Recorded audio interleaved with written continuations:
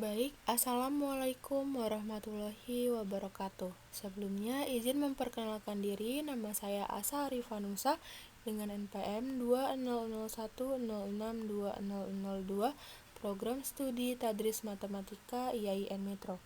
Pada kesempatan kali ini, saya akan menjelaskan materi pada mata kuliah persamaan diferensial dengan dosen pengampu Ibu Pika Merliza, MPD. Adapun judul besar dari materi yang akan kita bahas pada kesempatan kali ini adalah reduksi ordo persamaan diferensial. Kita masuk pada bentuk umumnya. Prinsip metode reduksi orde 2 yaitu reduksi atau mengurangi, di mana bentuk umumnya yaitu y double aksen sama dengan fx, y aksen dengan fx, y aksennya adalah fungsi yang kontinu. Langkah penyelesaiannya, misalkan y aksen sama dengan z sama dengan zx atau z merupakan fungsi dari z, maka diperoleh y aksen sama dengan z. Persamaan diferensial orde 2 direduksi menjadi persamaan diferensial orde 1, yaitu z aksen sama dengan fx, y, dan cari penyelesaiannya untuk z. Kemudian substitusikan y aksennya sama dengan z dan cari penyelesaiannya untuk y. Penyelesaian akhir akan diperoleh dua konstanta sembarang, yaitu K1 dan K2.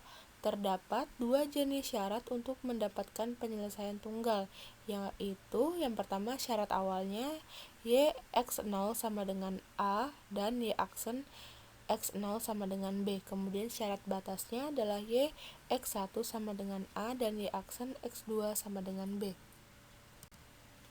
Kita masuk pada contoh soal. Yang pertama, selesaikan masalah nilai batas persamaan diferensial x dikali y double aksen ditambah y aksen sama dengan 0, di mana y-nya sama dengan 1 dan x-nya sama dengan 1 dan y-nya sama dengan 0 dan x-nya itu sama dengan 3. Maka penyelesaiannya, langkah pertama ambil y aksen sama dengan zx dan diperoleh y double aksennya itu sama dengan z aksen.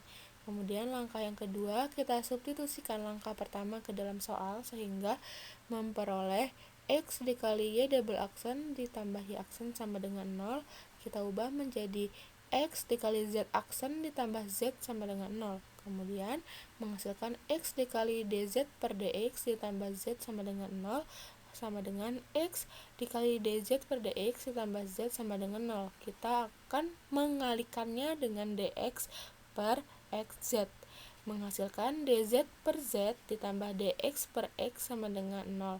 Kemudian keduanya kita integralkan, yang menghasilkan integral dari dz per z sama dengan integral dari negatif dx per x, menghasilkan ln z sama dengan min ln x ditambah ln k1. Konstanta dibuat bentuk ln agar mudah mencari nilai z-nya. Maka nilai z sama dengan k1 per x, yang merupakan sifat dari logaritma natural.